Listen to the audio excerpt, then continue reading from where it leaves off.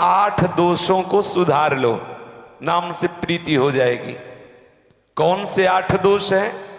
बोले सबसे पहला है आलस्य, दूसरा है विलासिता, तीसरा है प्रसिद्धि, चौथा है मान बड़ाई, पांचवा है अपने में गुरुपन, मैं गुरु हूं, छठा है बाहरी दिखावा, सातवां है परदोष चिंतन, और आठवां है सांसारिक कार्यों को सत्य मान के करना। सांसारिक कार्यों को सत्य मान के करना। अरे व्यापार कर रहे हैं, क्या नाम जप करना, नौकरी कर रहे हैं, और ये भी तो है सब, क्या नाम जप करना। सांसारिक कार्यों को सत्य मान के करना।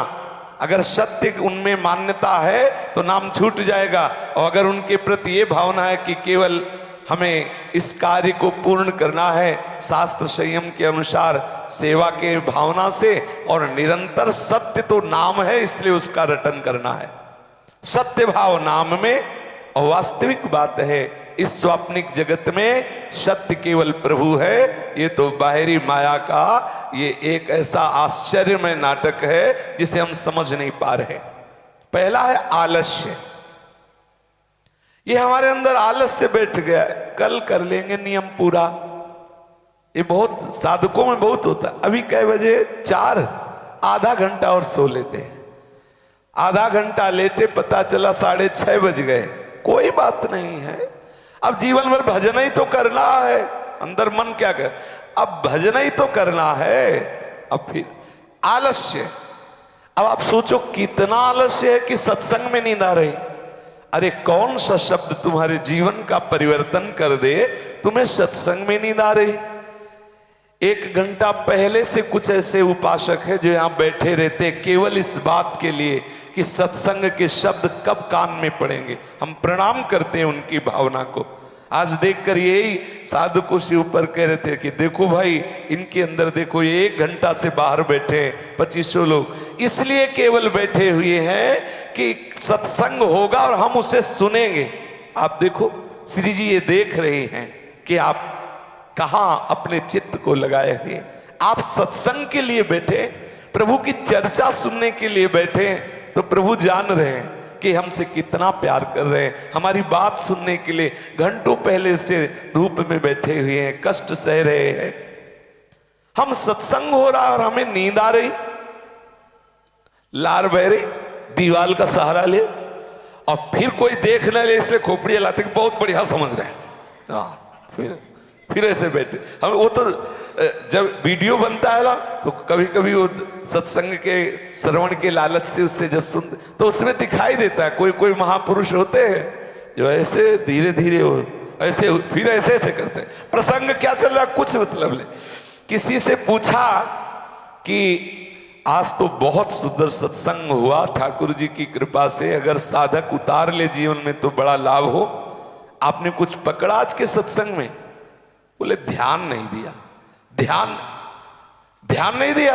वो आज ध्यान नहीं दे पाए कि क्या सत्संग हुआ। अब आप बताओ, 1-1.5 घंटा के भागवतिक विषय को एक शब्द भी उन्होंने ध्यान नहीं दिया। आश्चर्य हुआ कि ऐसा भी होता है चित्त कि सत्संग पूरा निकल गया और उनको एक शब्द भी नहीं मिला। ये आलस्य की बातें छोड़ो, कुछ सत्संग में और कुछ एकांत में। बोले हम थोड़ा एकांत सुनते हैं, हमारे सो रहे हैं। अभी आपको दर्शन करावे होंगे आसपास से, ये सब ऐसे 2-4 हैं महापुरुष जो समाधि भाव को प्राप्त हो जाते हैं। सत्संग सुनते सुनते लीला प्रवेश हो जाता है। हाँ, और जब एकदम अच्छा, हाँ एकदम मतलब ऐसा लगता है कि पूरा वो श्री जी से बात कर रहे थे अभी। तो हम इस बात पर ध्यान दें कि हमारे समय को आलस्य प्रमाद ना नष्ट कर पावे। आलस्य हमारे निरंतर नाम सिद्धि के लिए बहुत हानिकारक है। कल कर लेंगे, परसों कर लेंगे, अरे धीरे धीरे नाम बढ़ाएंगे, कभी ना कभी तो पूरा होगा ही, ऐसा नहीं। हम जो नियम गुरुदेव से लें उसे बहुत दृढ़ता पूर्वक निर्वाह करें।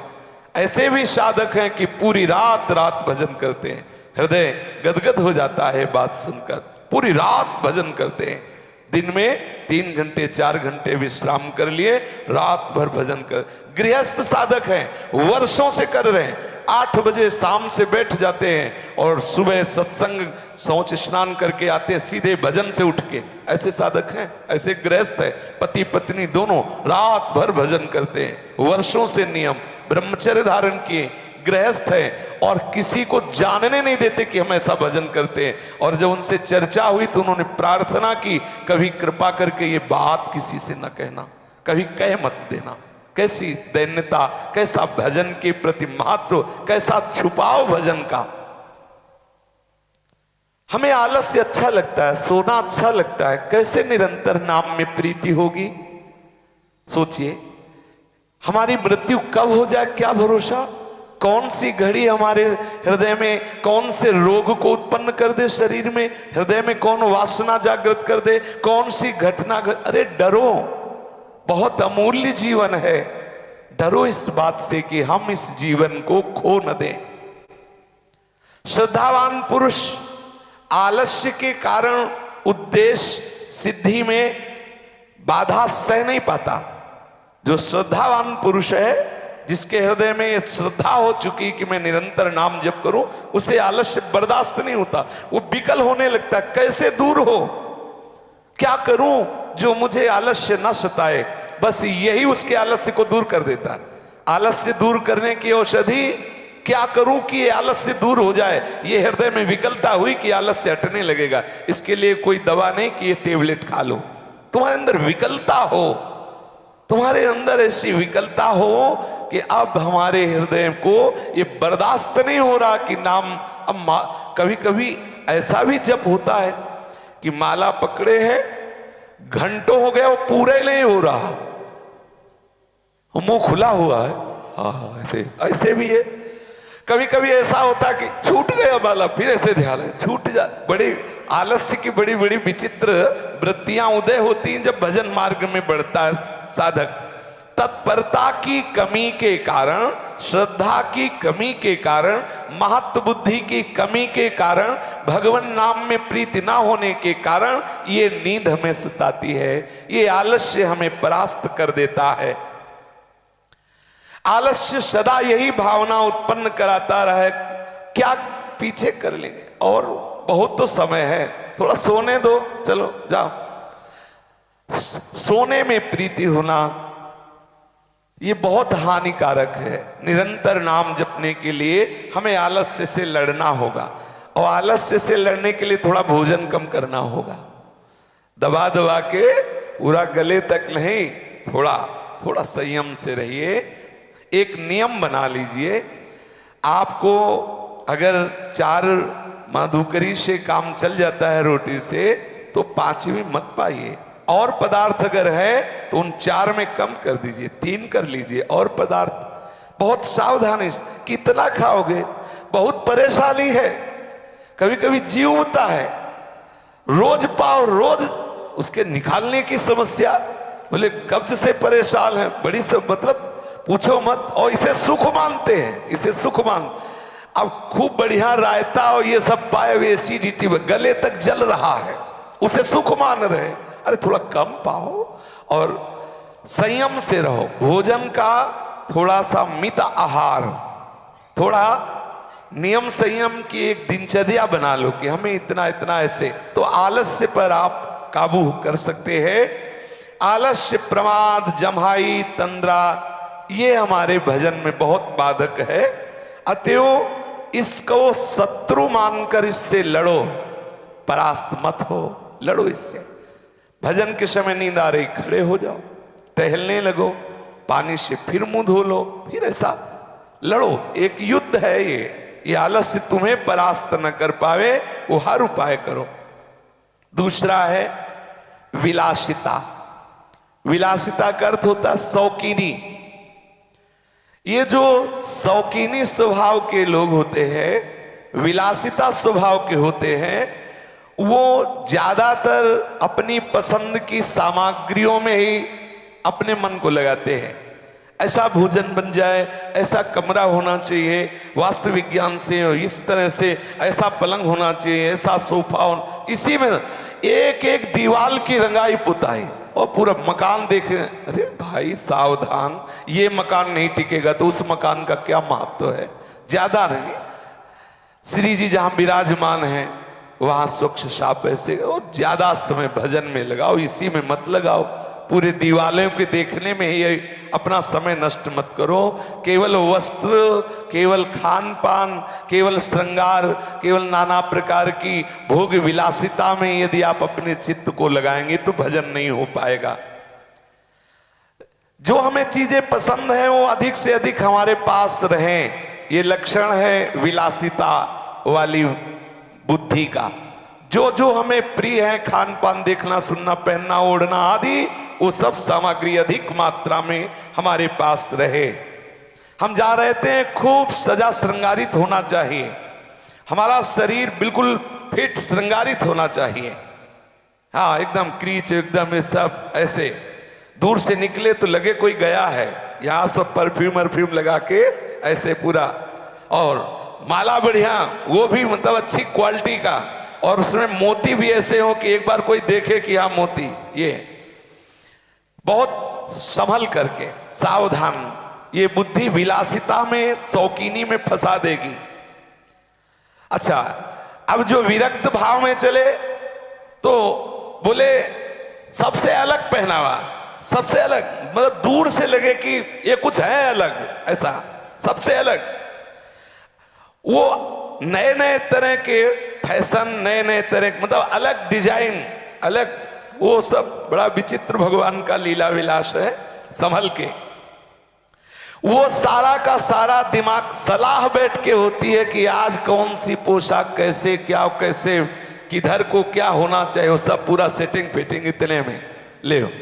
अंदर क्या हो रहा है बहिर्मुखता में, सारी की सारी वृत्ति जारी। सावधान, इस शरीर से हमें उदास होना है, इस शरीर की विलासिता से हमारी वृत्ति हटे और स्वरूप चिंतन में, प्रिया प्रीतम के नाम में, प्रिया प्रीतम के रूप में, लीला में, इसमें हमारे अंतर्मुखता में डूबे, लीला चिंतन में डूबे, नाम चिंतन में डूबे। ये असत्य है शरीर, ये असत्य है भोग विलासता, ज्यादा समय इसमें बर्बाद मत करो। जिनका मन इस बात में राजी हो गया है, खान पान, पहनना ओढ़ना, ऐसा सब विलासिता में, उनका निरंतर भजन में रुचि नहीं हो सकती।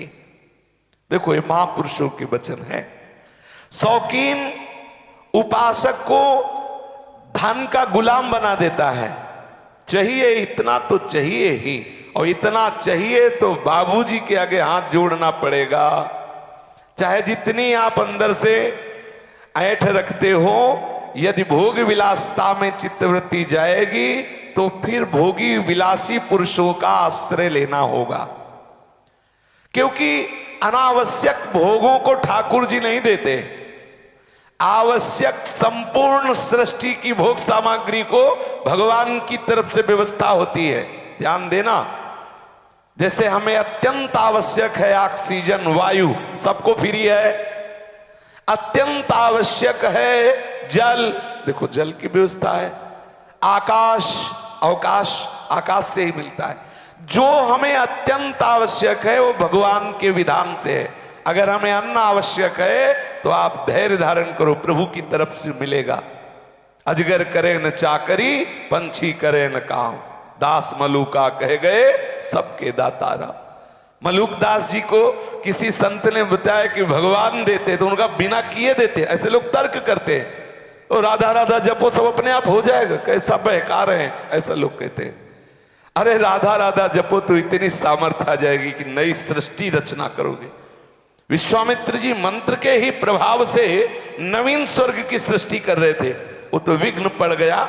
नहीं तो ऐसी क्या नहीं हो सकता मंत्र से, नाम से, भगवत चरणारविंद के चिंतन से। मलूकदास जी महान पुरुष हुए हैं, उनके मन में जिज्ञासा उठी कि मैं इसका अनुभव कर लूं। अगर ये अनुभव होता संत की बात का तो मैं आजीवन के लिए संत बन जाऊंगा, और अगर अनुभव नहीं होता तो महात्मा लोग झूठी बात कहते हैं। एकांत में गए जंगल में, जहां बहुत से ज्वार आदि के खेत भी थे। बीच में एक बट वृक्ष बड़ा था, उसमें चढ़ के बैठ गए। और बोले देखते हैं कि भगवान कैसे देता है। शाम हो गई, संध्या के समय उधर से राजकुमार अपने 3 अंगरक्षकों के साथ ऐसे विहरण करने के लिए घोड़े में निकला था। उसने देखा बहुत हरा भरा वृक्ष है, बोले संध्या का समय है, चलो यहीं प्रसाद पाते हैं। तो बैठ गए 4 पत्तलों में। अब राजभोग सुंदर राजकुमार पाएगा तो वहाँ कोई चटनी रोटी थोड़ी पाएगा, वो तो बहुत तरह के सुंदर सुंदर पकवान मिष्ठान वे सब बहुत सुंदर 4 पत्तलों में लगे। इतने में एक अंगरक्षक ने कहा कि धूल उड़ती नजर आ रही है, हमें लग रहा है कि ये चोरों का समुदाय आ रहा है घोड़ों में सवार, इसलिए महाराज भागना चाहिए, क्योंकि हमारे पास सैनिक नहीं। तत्काल 4 घोड़े पे सवार हुए वो और वहां से चले गए। और बात ऐसी ही थी, उधर चोरों का समुदाय अपने सरदार के साथ उसी वृक्ष के नीचे आके रुका और ताजा ताजा सब भोजन सामग्री लगी थी। तो उन्होंने कहा अच्छा हमारे पीछे सीआईडी लगे हुए हैं, मतलब हमारे मारने के लिए यहां पहले से भोजन सजा के रखा गया है। सरदार ने कहा खोजो, क्योंकि भोजन लगाने वाला यहीं कहीं बैठा देख रहा होगा कि हम लोग पाते हैं कि नहीं, और इसमें जहर मिलाया गया है और कोई पाना नहीं, खोजो। अब खोज शुरू हुई तो एक ने वृक्ष के ऊपर देखा तो महाराज बैठे हुए थे। बोले नीचे उतरो, बोले नहीं उतरे, बोले नीचे चढ़ गए, नीचे उतारा उनको, बोले जबरदस्ती 4 पत्तल इसी को पवाओ, ये हम सबको मरवाना चाहता है, यही मर।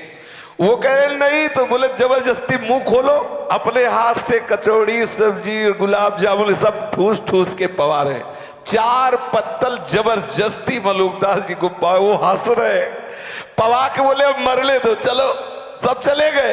तब वो कह रहे अजगर करे ले चाकरी, पंछी करे ले काम, दास मलुका कह गए सबके दाता राम। देखो भगवान कैसा कैसा विधान बनाते हैं। भगवत आश्रित आवश्यक की पूर्ति प्रभु की तरफ से होती है, विलासिता में हमारी वासना होती है, हमारी कामना होती है। शौकीनी भोग विलासिता में हमें धन चाहिए, धन के लिए विषयी पुरुषों की चाटुकारिता करनी पड़ेगी, और विषयी पुरुषों का संग ऐसे परमाणु देगा कि आप भजन कर ही नहीं सकते। वही विषयी की चिंतन होंगे, जो उसका चिंतन वही आपका होने लगेगा। सुंदर मकान, बढ़िया बढ़िया बहुमूल्य महीन वस्त्र, सुंदर भोजन, इत्र फुलेल, दर्पण, घड़ी छड़ी, पाउडर, खाने पहनने बिछाने, चलने फिरने, सूंघने, देखने सुनने, ये सब विलासिता। उपासक सावधान रहे, आवश्यकता की पूर्ति करके निरंतर भजन परायण रहे। भगवान से प्रार्थना करना कि प्रभु कभी हमारी मन बुद्धि आपके नाम से हटकर भोगों में न पुनः चली जाए। साधक सावधान रहे, शौकीनी से बचे, नए नए भोग सामग्रियों के विलास की वृत्ति से बचे। बहुत दिन हो गए समोसा चटनी नहीं खाई, बोले मन कर रहा है, तो अब मन क्या क्या मांगेगा, कैसे कैसे, बोले थोड़ा बदलना चाहिए। यहाँ बदलना नहीं है, यहाँ एक ही रखना है, यहाँ नहीं बदलना। ना हमें दृश्य बदलना है, ना हमें स्वाद बदलना है। हाँ, बहुत दिन तक हम अपने नियम से चले तो मन मर जाएगा। वही रोटी सब्जी पाते पाते जी उब गया, थोड़ा और कुछ होना चाहिए। ये मन की मांग है, ये विलासिता है, इधर उधर भटको मत। साधारण जीवन व्यतीत करोगे तो असाधारण बन जाओगे। और अगर इस तरह भोग विलासिता में वृत्ति फंस गई तो भजन छूट जाएगा या भजन बनेगा ही नहीं। जो मनुष्य निरंतर भजन करना चाहता है उसको वैराग्य का आश्रय लेना चाहिए, विलासिता का नहीं। भगवत प्राप्ति के मार्ग पर वो अग्रसर नहीं हो सकता जो बैठे धन का चिंतन करता है, भोगों का चिंतन करता है। भोगों का चिंतन करने से वृत्ति गंदी होती जाती है, तरह तरह की युक्तियां भोग वासनाओं के लिए प्रकट होने लगती हैं। पहले पहले तो भाई ये कर्तव्य है, शरीर की रक्षा करना कर्तव्य है, सिखाते हैं। ओ शरीर की रक्षा करने से ही धर्म की पूर्ति होती है, तो इसलिए शरीर को खूब घी पियो, खूब मतलब भोग विलासिता में रहो। अरे सड़ेगा ये, इसे ज्यादा प्यार मत करो। मतलब भर के लिए इसको आहार विहार विश्राम देकर निरंतर भजन में लगाए रखो। जो भोगों की तरफ अपनी वृत्ति को जाने को धर्म मान लेता है, ये भोग वृत्ति उसके भजन का सर्वनाश कर देती है। ऐसे विलासी पुरुषों का संग, ऐसी विलासिता की आकांक्षा, दोनों का त्याग करने से हमारे हृदय में भजन की वृत्तियां बढ़ती हैं। जो भोग विलासता में फंसते हैं वो धन का नाश करते हैं और अपने स्वस्थता का नाश करते हैं, आयु का नाश करते हैं, अपनी सादगी सतोगुणी वृत्ति का नाश करते हैं, अपने परम स्वार्थ भगवत प्राप्ति के मार्ग से भ्रष्ट हो जाते हैं। वैराग्य का नाश होता है, उनके हृदय में भक्ति ज्ञान का प्रकाश नहीं हो सकता। तीसरा है प्रसिद्धि। जब थोड़ा साधक भजन मार्ग में चलने की चेष्टा करता है तो लोग उसका सम्मान करने लगते हैं। इस सम्मान को विष के समान न समझ करके वो अमृत के समान समझने लगता है और उसका पतन हो जाता है। प्रसिद्धि, बहुत लोग जान जाए कि हम भी कोई बहुत त्यागी महात्मा, भजनानंदी, बड़े विद्वान, अच्छे प्रवचन करता, आदि आदि। भगवत भजन, भगवत प्रेम, भगवत मार्ग में त्याग को आंतरिक भाव में छुपाना होगा। जैसे कुलटा स्त्री जार पुरुष के प्रेम को छुपाती है, ऐसे ही आप भगवत भजन को, भगवत अनुराग को, भगवत संबंधी त्याग वैराग्य को छुपाएं। साधक की जहां जहां प्रसिद्धि बढ़ने लगती है, अगर वो भगवत संबंध से युक्त अनुभव अपने आप को नहीं किए, अर्थात भगवत साक्षात्कार नहीं किए, तो इस प्रसिद्धि को अपना लक्ष्य बना लेता है। जितना अधिक यश हो वही हमारा जीवन है। फंस गया। कंचन कामिनी कीर्ति, ये प्रसिद्धि में फंस गया। साधक के लिए एकांत में भजन करने का अवसर खत्म हो जाता है। वो बस इसी विधान में लगा रहता है, कैसे हमारी प्रसिद्धि बढ़े, कैसे हमारी पूजा बढ़े, कैसे हमारा मान बढ़े, विश्व में सबसे बड़े हम हो जाएं, सबसे बड़े, हमारे जोड़ का दूसरा ना हो। ये ऐसा अहंकार जागृत हो जाता है। सम्मान से अहंकार जागृत होता है, अपमान से अहंकार का नाश होता है। इसीलिए सम्मानम कलयाति घोर गर्लम नीचापमानम शुधा, ये सम्मान बड़ा विष है। सैकड़ों, हजारों, लाखों जितने बढ़ जाए उतने ही हमारे आनंद का विषय हो, ऐसी अंदर से वृत्ति बढ़ने लगती है। वो व्यवहार को ही अपना परमार्थ समझने लगता है। जीवन बहिर्मुख हो जाता है, अंतर्मुखता बिल्कुल खत्म हो जाती है, बहिर्मुख वृत्ति बढ़ने लगती है। वो बाहर के कामों में फंस जाता है और जो निरंतर नाम लेने का, निरंतर भजन करने का नियम था, वो खत्म हो जाता है। दिनों दिन अधिकाधिक परिचय बढ़ाना, जो अपना स्वरूप है, जो अपना लक्ष्य है, उसको भूल जाना, ये प्रसिद्धि से हो जाता है। प्रसिद्धि कायम रखने के लिए पाखंड करने लगता है, प्रसिद्धि कायम करने के लिए दूसरे की निंदा करने लगता है। मैं श्रेष्ठ हूं, मैं पवित्र हूं, मैं संयमी हूं, मैं अच्छा हूं, वो तो ऐसे ही है, निंदा करने लगता है।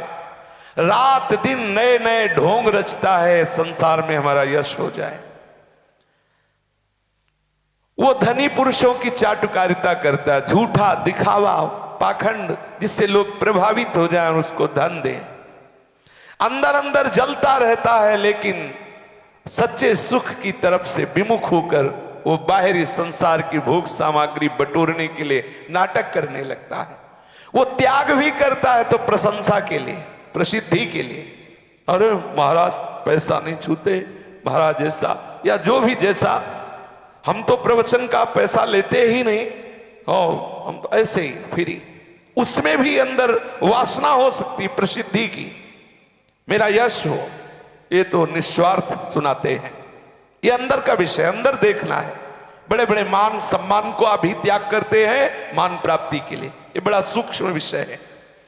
उनका जीवन कपट में हो जाता है, दुख में हो जाता है, वो संताप का घर बन जाते हैं।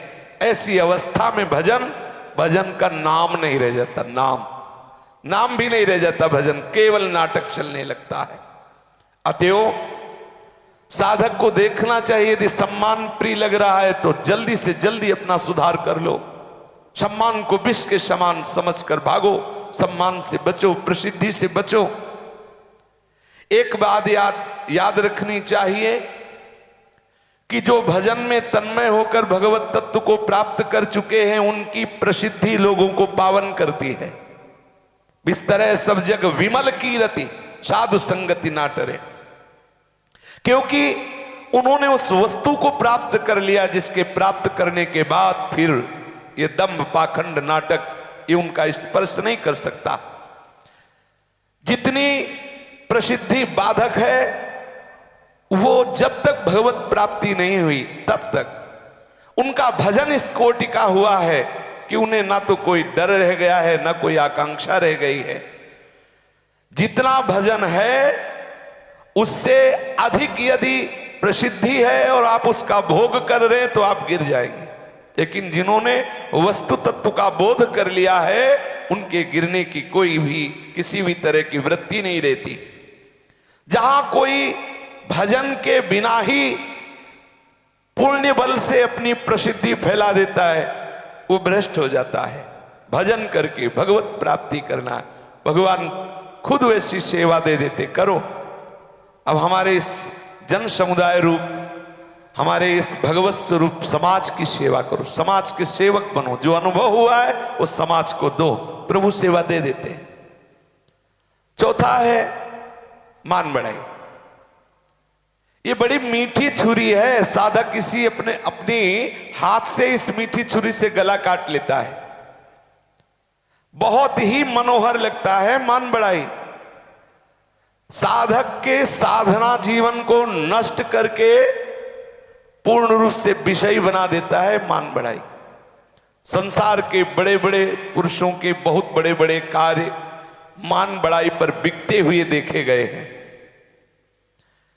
असली फल प्राप्त किए बिना मान बढ़ाई के प्रवाह में पड़ गया तो मान बढ़ाई को अधिक मूल्य देने के कारण आंतरिक चिंतन से रहित हो गया। बड़ाई पाने के लिए मान का त्याग करते हुए देखा गया, प्रशंसा पाने के लिए प्रशंसा का निषेध करते देखा। अब प्रशंसा मत करो, ये प्रशंसा, और देखो ये प्रशंसा नहीं चाहते, ये भी प्रशंसा।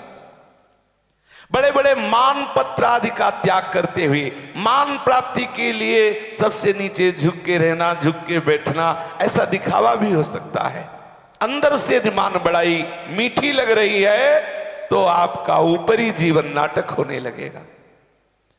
मान बढ़ाई के लिए वो नाना प्रकार के भेष बदलता है, बनावट। जहां किसी कारण से परमार्थ में मनुष्यों की निंदा होने लगती, झट से वो भेष, वो कार्य छोड़ देता है क्योंकि मान बढ़ाई प्रिय है। ऐसा रहेगा तो उसका नाटक, और वो दूसरा रख ले, क्या अरे बोले उसमें क्या रखा है। ऐसे जिस क्रिया से, जिस इससे देखा कि इसकी तो निंदा, और तत्काल वो अपने आप को बदल लेता है। वो उसी में लगता है जिससे समाज उसकी बड़ाई करे।